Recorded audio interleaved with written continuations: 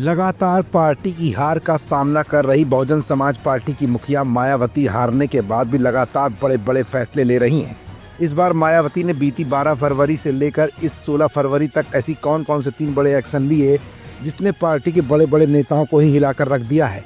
साथ ही समाजवादी पार्टी से लेकर भारतीय जनता पार्टी तक की भी नींदें उड़ गई हैं। मायावती अपने उत्तराधिकारी को लेकर अब तक क्यों अपने पत्ते नहीं खोल रही हैं। उत्तराधिकारी बनाए जाने पर कांशीराम की कौन सी नसीहत मायावती को याद आ जाती है और अपने ही भतीजे आकाश आनंद के ससुर अशोक सिद्धार्थ पर कार्रवाई करने के बाद मायावती अब पार्टी के किस बड़े लीडर पर बड़ी कार्रवाई करने की फिराक में है। ये कुछ ऐसे बड़े सवाल है जिनका जवाब अपनी आज की इस रिपोर्ट में हम आपको दिखाएंगे भी और बताएंगे भी। दरअसल बहुजन समाज पार्टी की राष्ट्रीय अध्यक्ष और उत्तर प्रदेश की पूर्व मुख्यमंत्री मायावती के 3 फैसलों ने पूरी पार्टी को बेचैन कर रखा है और इस पर कोई कुछ बोलने को राजी ही नहीं है। पार्टी के तमाम नेता फिलहाल मायावती के फैसलों को लेकर भविष्य की चर्चाएं अब करने लगे हैं। 4 दिन के भीतर बसपा चीफ ने तीसरा बड़ा ऐलान किया है। न सिर्फ बसपा बल्कि यूपी की सियासत में मायावती ने रविवार 16 फरवरी को अपने फैसले से हलचल मचा दी। अभी तक जिस मुद्दे को बसपा के भीतर निर्विवाद माना जा रहा था, अब उसी पर फिर मायावती ने मंथन के संकेत दे दिए हैं।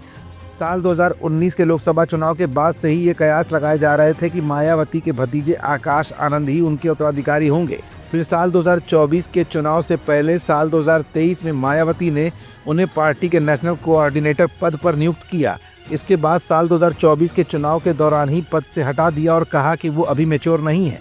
दरअसल बीती 12 फरवरी को बसपा चीफ ने अपने भतीजे आकाश आनंद के ससुर अशोक सिद्धार्थ को पार्टी से बाहर का रास्ता दिखा दिया था। उन पर पार्टी में गुटबाजी का आरोप लगा। इसी दिन बसपा चीफ ने नितिन सिंह को भी पार्टी से निष्कासित कर दिया। नितिन सिंह के बारे में दावा किया जाता है कि वो अशोक सिद्धार्थ के करीबी रहे हैं। वहीं अशोक सिद्धार्थ के बारे में कहा जाता है कि वो मायावती की राजनीति से प्रभावित हुए थे और नौकरी छोड़ दी, फिर बसपा में शामिल हो गए थे। पार्टी ने उन्हें यूपी विधान परिषद में भेजा और फिर वो साल 2022 तक राज्यसभा सांसद भी रहे। उनकी पत्नी बसपा सरकार में राज्य महिला आयोग की अध्यक्ष भी रह चुकी थी। अपने ससुर अशोक सिद्धार्थ के हटाए जाने के बाद जो आकाश आनंद ज़्यादातर मायावती की पोस्ट पर अपना रीपोस्ट किया करते थे, वो भी शांत हो गए, जो कुछ न कुछ पार्टी के अंदर चल रही बेचैनियों को बयां कर गया। अब तक जिन आकाश आनंद को बसपा चीफ का सक्सेसर या उत्तराधिकारी माना जा रहा था, अब वो नहीं रहा। बसपा चीफ ने अपने पोस्ट में स्पष्ट लिखा, मान्यवर कांशीराम की तरह ही मेरे जीते जी भी पार्टी व मूवमेंट का कोई भी वास्तविक उत्तराधिकारी तभी जब वो भी कांशीराम के अंतिम सांस तक उनकी शिष्या की तरह पार्टी व मूवमेंट को हर दुख तकलीफ उठाकर उसे आगे बढ़ाने में पूरे जी जान से लगातार लगा रहे।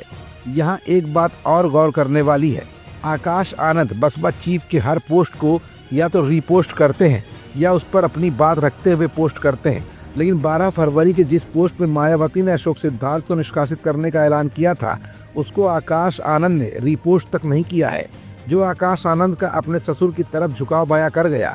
ऐसे में अब ये देखना दिलचस्प होगा कि साल 2017 में बसपा के मंच पर पहली बार आने वाले आकाश आनंद को लेकर मायावती अपना क्या फैसला करती हैं।